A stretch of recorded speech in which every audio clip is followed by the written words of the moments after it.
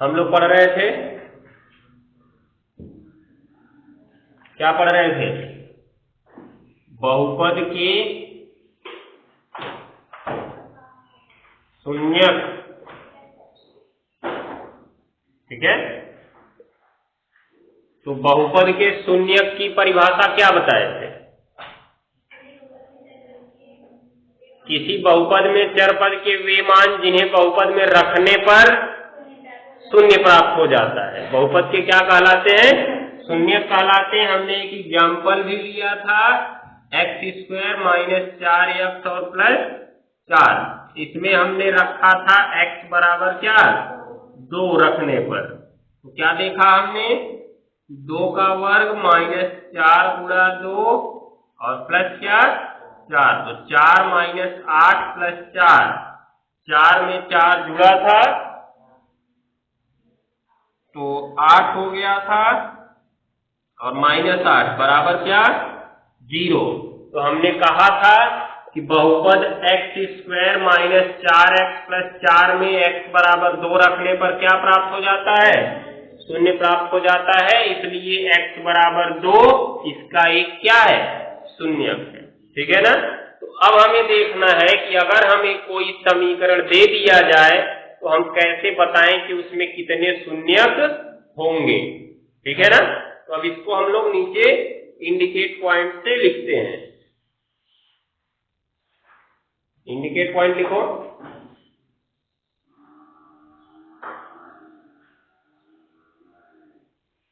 Indicate point,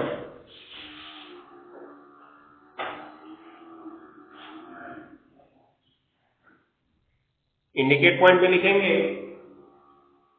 जितने घात का बहुपद होता है, जितने घात का बहुपद होता है उसके उतने ही शून्यक होते हैं, उसके उतने ही शून्यक होते हैं।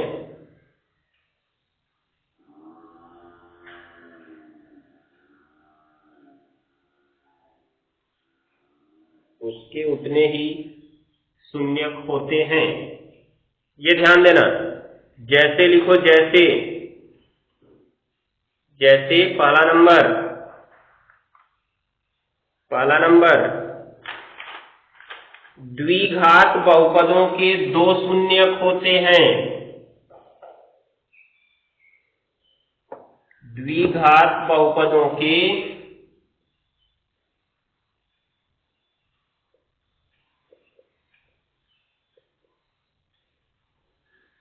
2 शून्यक होते हैं।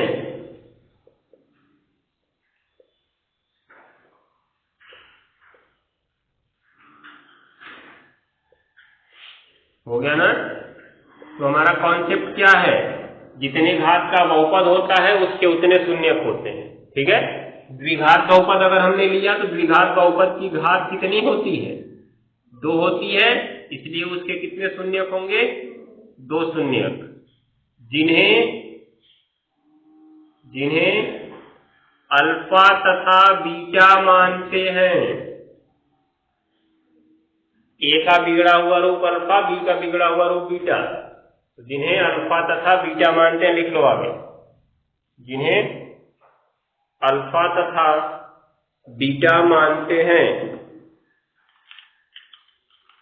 जिन्हें अल्फा तथा बीटा मानते हैं। हो गया? चलो दूसरा नंबर लिखना, त्रिघात बहुपद के 3 शून्यक होते हैं।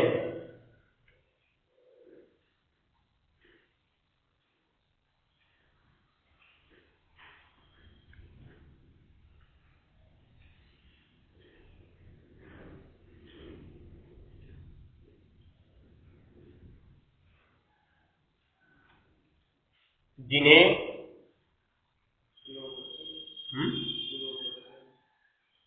3 शून्यक होते हैं।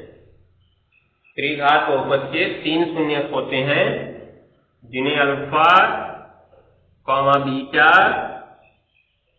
तथा गामा, y का बिगड़ा हुआ रूप गामा, छोटे ये y ऐसे बनाते हो ना सीधा सीधा, तीनों तरफ से उसकी पूंछ निकाल दो, बन गया गामा।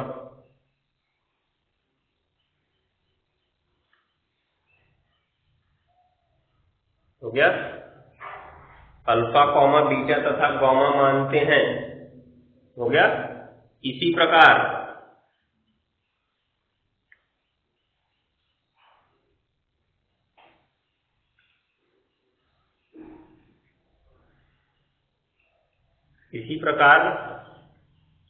चतुर्घात बहुपद के 4 शून्यक होते हैं।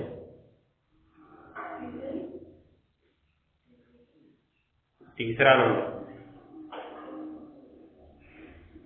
उसी में लिख दो, तब कोई गलती नहीं है, उसी में बना दो तीसरा नंबर। चतुर्घात बहुपद के 4 शून्यक होते हैं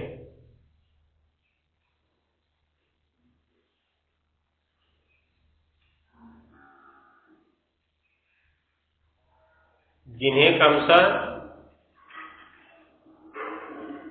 क्रमशः alpha, comma beta, comma gamma,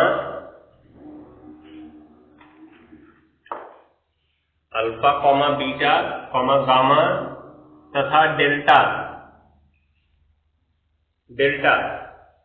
मानते हैं। डेल्टा होता है स्मॉल डी का बिगड़ा हुआ रूप, ऐसे डी बनाते हो ना, इसकी पूंछ इधर से निकाल दो, डेल्टा बन गया। सीधा सीधा समझो, ये एस ऐसे बनाते हो, एस में नीचे गोला कर दो, बस डेल्टा बन गया।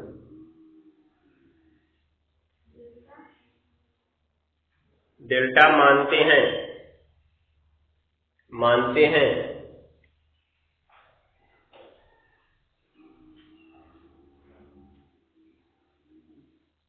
हो गया। ये तो बहुपद के शून्यकों का अर्थ हो गया। अब एक चीज, अगर हमें कोई ज्यामिति आकृति दे दी जाए तब हम कैसे पता करें कि उस बहुपद के कितने शून्यक होंगे। जैसे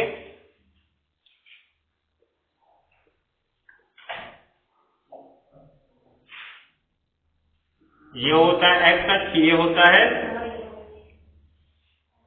हमने एक रेखा ऐसे खींच दी, अब पूछें इसके कितने शून्यक हैं।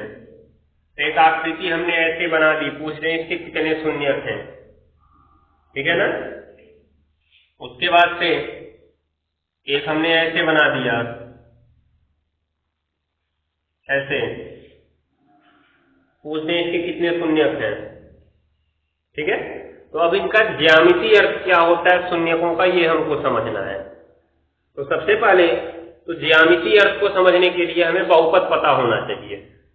तो बहुपद मान लो अगर चर x में है, किसमें है, चर x, तब हमें x अक्ष को देखना है।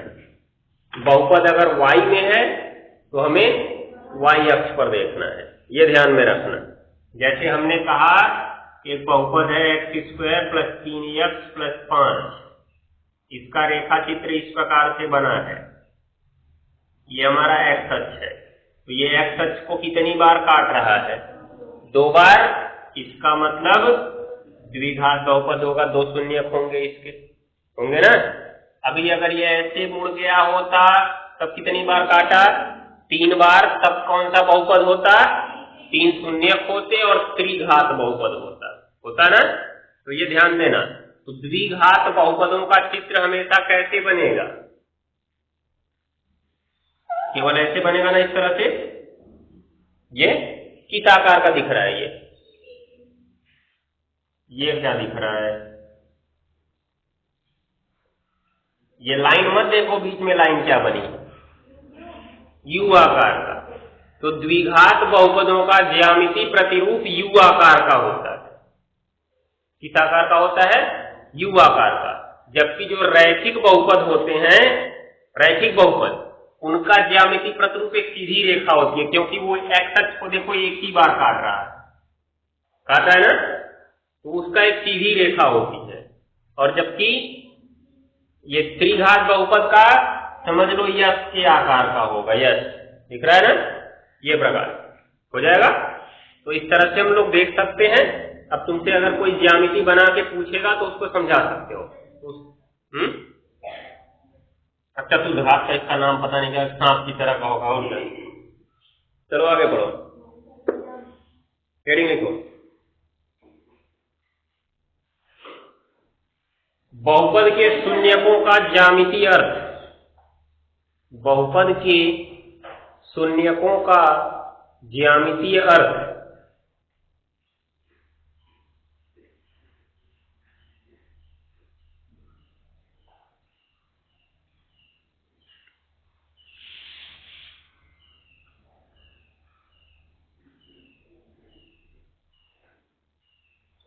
हो गया, देखो ज्यामितीय अर्थ। बहुपद के शून्यकों का ज्यामितीय अर्थ हो गया। पहले तो इसमें लिखते हैं, लिखो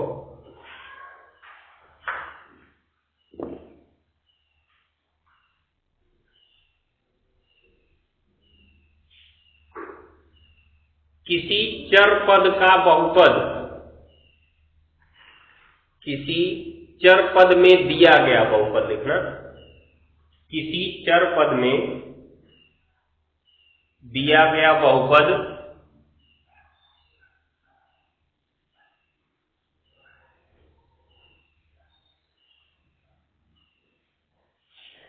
उस चर पद के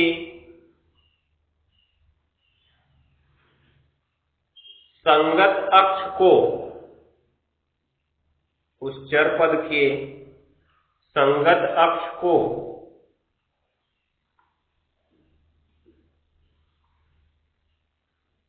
हो गया जितनी बार काटता है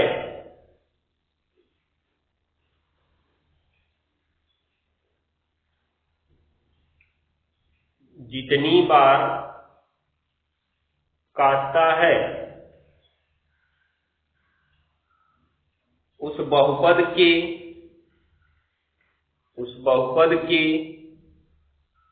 उतने ही शून्यक होते हैं।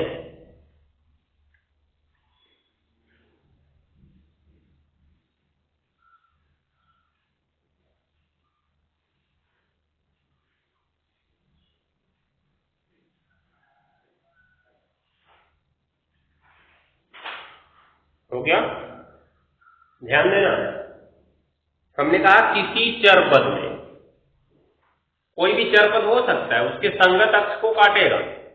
जैसे तुमको चर x में दिया तो x अक्ष को देखना है, चर y में दिया तो किसको देखना है, y अक्ष को, z में दिया तो z अक्ष को देखना है, a में दिया तो a अक्ष को देखना है। ये ध्यान देना। तो वहां पे उसी प्रकार का अक्ष दिया गया रहेगा, लेकिन सामान्य रूप से सवाल x या y में ही दिए जाते हैं, सबसे ज्यादा तो x में ही मिलता है। तो जैसे नीचे लिख लो,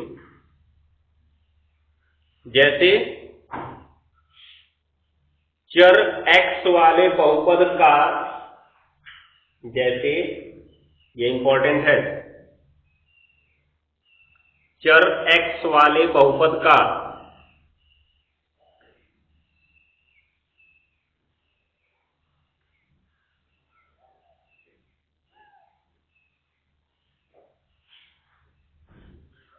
ज्यामितीय चित्र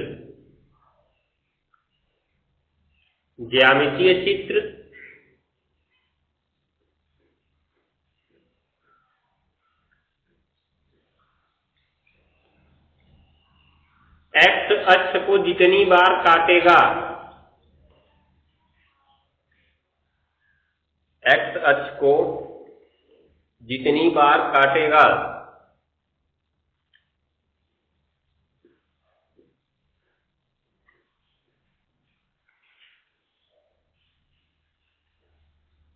उसके उतने ही शून्यक होंगे।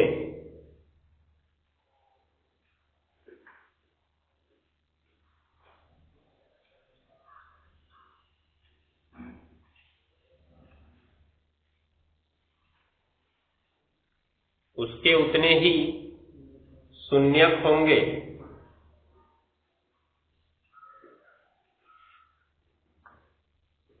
हो गया। अब ये देखो,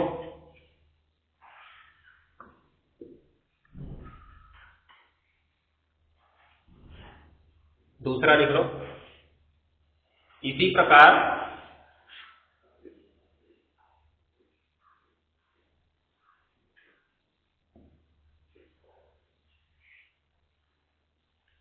चर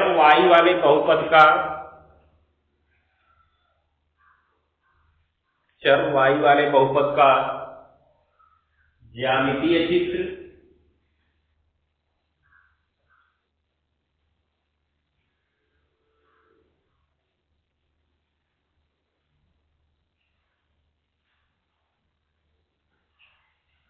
हो गया।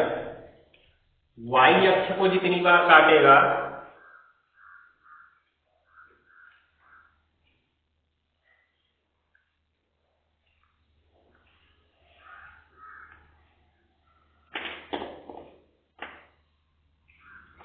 y अक्ष को जितनी बार काटेगा उसके उतने ही शून्यक होंगे।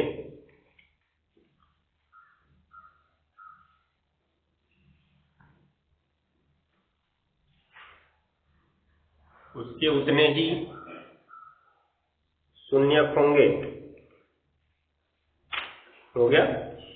नीचे एक सिंगल इंडिकेट पॉइंट लिख लो।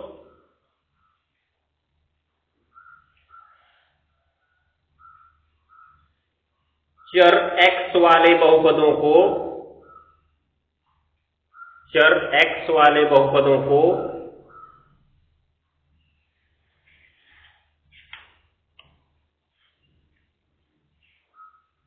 y बराबर f(x) से प्रदर्शित करते हैं। y बराबर f(x) से प्रदर्शित करते हैं। हो गया ना। जबकि चर y वाले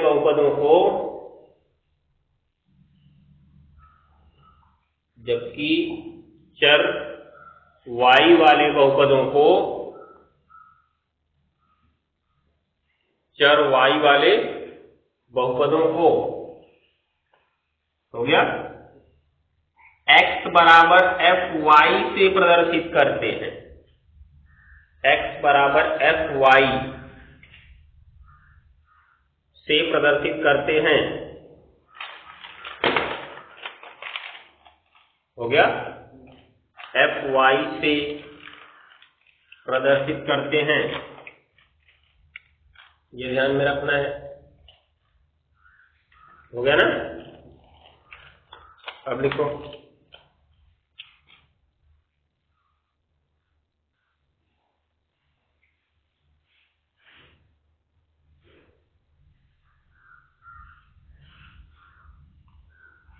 नीचे लिखो एग्जाम्पल लिखो।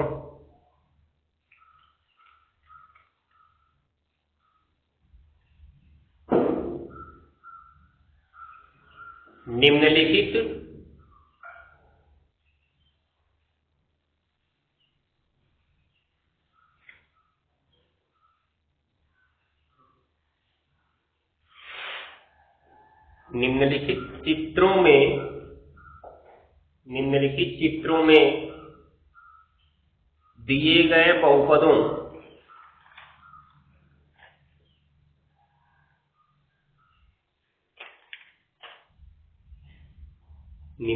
चित्रों में दिए गए बहुपदों हो गया के शून्यकों की संख्या ज्ञात कीजिए।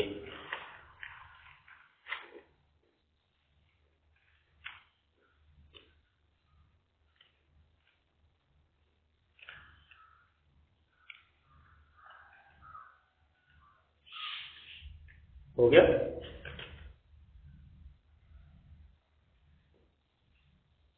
पहला नंबर सवाल देखो, पढ़ लो जो नीचे लिखवाए हैं दोनों, एक जो इंडिकेट पॉइंट और एक जो जैसे लिखवाए हैं।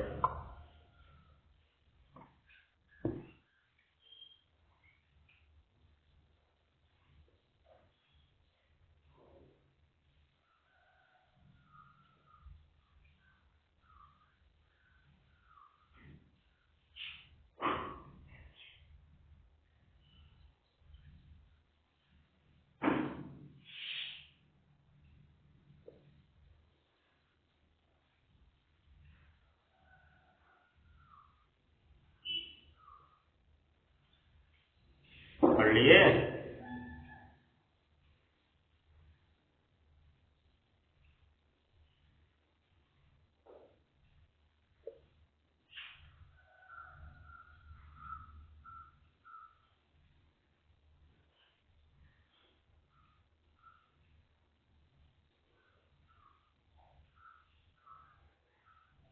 हो गया ना? तो पहले हम इन दो सवालों पे ध्यान देते हैं। सबसे पहला सवाल ये है, एक्स अक्ष दिया गया है, वाई अक्ष दिया गया है और एक चित्र बनाया गया है, दिख रहा है? इस पर लिखा गया है y बराबर एफ एक्स, मतलब ये जो रेखा चित्र है किस चर पद में है? चर x में है ना। तो अगर कोई बहुपद चर x में है तो हमें पता करना है कि वह x अक्ष को कितनी बार काट रहा है, ठीक है ना। अब तुम देखो, ये है तुम्हारा x अक्ष, दिख रहा है? ये लाइन देखो ऐसे, जब इस लाइन पे तुम आगे बढ़ो तो देखो यहाँ पे एक बार मिला और यहाँ पे एक बार मिला, कितनी बार काटा? 2 बार। तो लिखेंगे, सबसे पहले हम चित्र बनाएंगे, पहला चित्र बनाओ, फिर नीचे लिखना शुरू करते हैं। अब देखो इसमें क्या लिखेंगे हम लोग, लिखेंगे क्योंकि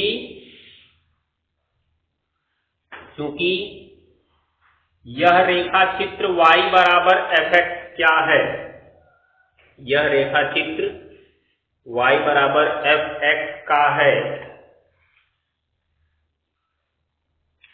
y बराबर एफ एक्स का है।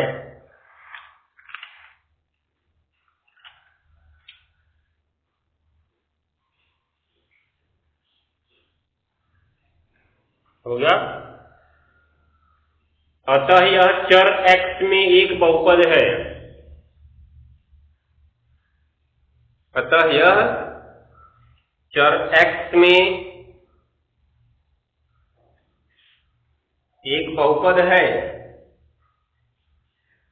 हो गया ना? ये ध्यान देना, अतः यह चर x में एक बहुपद है। हो गया? अब नीचे लिखेंगे क्योंकि यह रेखा चित्र, अब किस चर में बहुपद था? ये चर x में था ना, ये बहुपद किस चर में था? हम देखेंगे यह x अक्ष को कितनी बार काटता है, तो लिखेंगे क्योंकि यह रेखा चित्र x अक्ष को 2 बार, यह रेखा चित्र x अक्ष को 2 बार काटता है,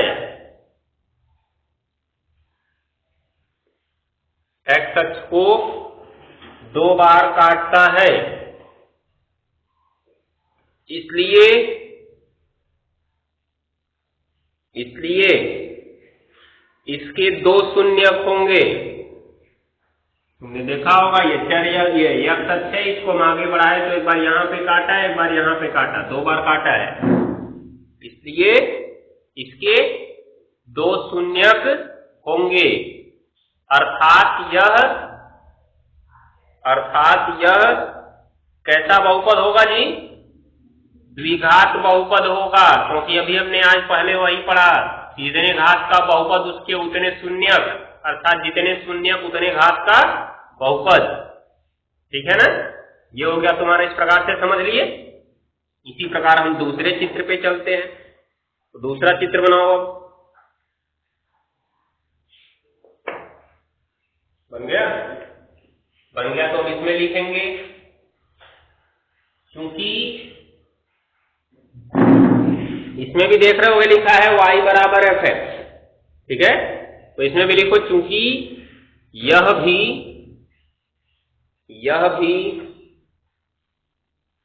y बराबर fx का रेखा चित्र है,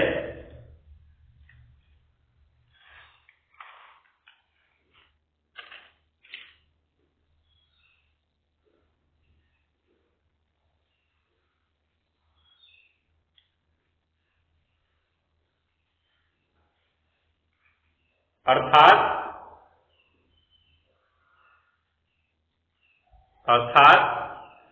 यह चर x में एक बहुपद है,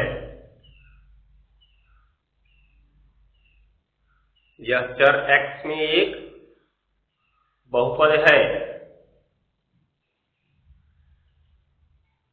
हो गया। अब नीचे लिखेंगे चूंकि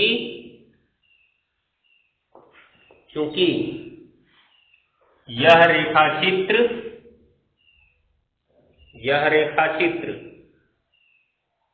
अब देख सकते हो यहां पे पहले x अक्ष लिखो और ऊपर y अक्ष लिखो। हो गया। अब इस x अक्ष पर आगे की ओर बढ़ो, जब आगे बढ़े तो देखो एक बार यहां पे काट रहा है, एक बार यहां पे काट रहा है और एक बार यहां पे काट रहा है। इस बार कितनी बार काटा? 3 बार। तो लिखेंगे यह रेखा चित्र x अक्ष को 3 बार काटता है, 3 बार काटता है।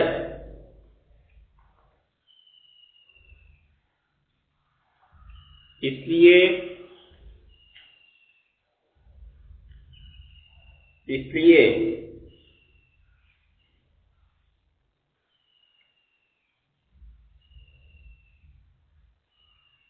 हो गया।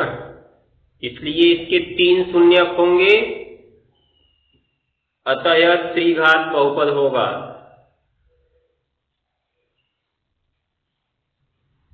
प्रश्नावली 2A समाप्त हो गया। इसमें जितने सवाल है लगा के ले आना। कल हम लोग प्रश्नावली 2B शुरू करेंगे। इसमें अभी जो y वाला है उसको तुमको बताएंगे, क्योंकि अभी तुमने यहाँ पे केवल y बराबर fx का पढ़ा है ना, x बराबर fy का भी बता देंगे जिससे उसमें कंफ्यूजन ना हो। तुम्हारे अभ्यास में तो खाली y बराबर fx का ही दिया है। लगा क्या हो तब बताएंगे कल। हाँ तो कल बताएंगे तब। अब इतनी बार काटा देख लेना, कल बताएंगे अब।